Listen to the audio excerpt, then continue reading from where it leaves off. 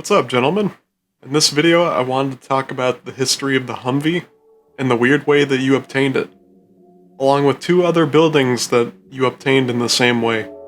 The interesting part with these is that they didn't cost any tier 1, 2, or 3 resources, or even gold. They costed Z2 points. These points were a currency from back in the day that you got from completing achievements from either Battle Nations or other Z2 games like Trade Nations. Nowadays, these Z2 points are referred to as Madrona Points, which presumably you'll unlock in the same fashion with completing Battle Nations or Tank Tactic achievements, which is Madrona's other game. Let's start with the main thing I wanted to talk about, the Humvee. This was a vehicle unit that you unlocked at level 15 and costed 99 of these points. The Humvee itself wasn't a terrible unit, all things considered. For its level that you unlocked it at, it dealt okayish damage with decent offense and a small crit rate. It didn't have the most health, but the dodge it had made up for it quite a bit. Early on, it was a bit pricey to heal, unfortunately, because iron and oil aren't super easy to come by in the early game, so if you lost it, it would be kinda like losing a recon vehicle, meaning it would cuck your progression if you chose to repair it. It came at a weird point in progression where you didn't really have a ton of time to complete the necessary amount of achievements in order to receive enough of these Z2 points to buy one. That is, unless you played a bunch of Trade Nations, which did come out before Battle Nations, but even then it didn't really make a ton of sense for it to be where it is. I believe that is why you unlocked it so early. The Z2 fans that were regular Trade Nation players before Battle Nations were basically given a little boost through the achievements that they earned. Along with the Humvee, there were two other buildings that you could use your Z2 points on, the Hacienda and the Durian Orchard. The Hacienda was a house that costed 49 Z2 points and gave you 10 population, and every 12 hours it gave you quite a bit of gold and XP. At level 10 it gave you 5500 gold and 550 XP, which isn't anything to complain about. It also wasn't super hard to level up, just taking wood up to level 8, and then a little bit of lumber for 9 and 10. Now this wasn't on the level of the Morgan house, but it was still pretty damn solid for non-nano housing. The one downside is mainly that you couldn't spam these because of the 49 Z2 point price tag. That, and it did consume 10 population, which does use up additional housing, where you could have generated more gold and XP from.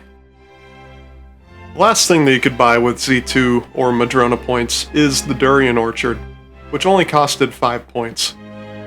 They could be collected every 12 hours and you would receive 900 gold and 500 XP. These were just like all the other orchards, meaning they don't consume any demand, but they also can't be leveled up. And unfortunately, unlike the others, you could only ever get one of these Durian Orchards. They were the best type of orchard in the entire game, however, netting you the most XP out of all of them, plus with the bonus of being nano-free. The only other shop of this type that beats it in terms of XP and gold is technically the solar power plant, which gives you 2500 XP and 1500 gold every 24 hours, but that doesn't really count because it's not an orchard. Overall, it wasn't a bad usage of these points, and other than the Hacienda, this is pretty worth for only being 5 Z2 points. In the future, I wouldn't be surprised if we see more buildings, units, and or other items that are added that also cost these points, though I will say they should definitely be given out in more ways than just completing achievements. Maybe if Madrona adds daily, weekly, monthly challenges, that could be another source of these points. It would be really cool to see this feature more fleshed out, because it felt really strange to just have these 3 things kinda tossed into the rest of the units in the buildings. Having more things to buy with them is definitely one way of making the points feel more fluid, but also making them easier to obtain so new players can actually take advantage of the stuff, like the Humvee, during a time where it's actually a useful unit. As a whole, it would make these points feel like they actually belong in the game and aren't confusing. Personally, I think having more things to buy with them would be nice, but also letting us convert 50 to 100 of these points into 10 to 25 nanos would also be really cool. So it would be another way to get free-to-play nanos just for a bit of work with doing challenges or side missions. But that's going to be the end of this video.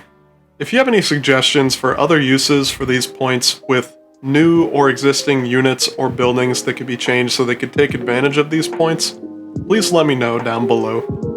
But for now, thank you so much for watching this video. As of recording this, we are almost at 190 subs, which I know I keep saying this, but it's just so wild that we're growing this fast. Thank you guys so much. I'll see you guys later.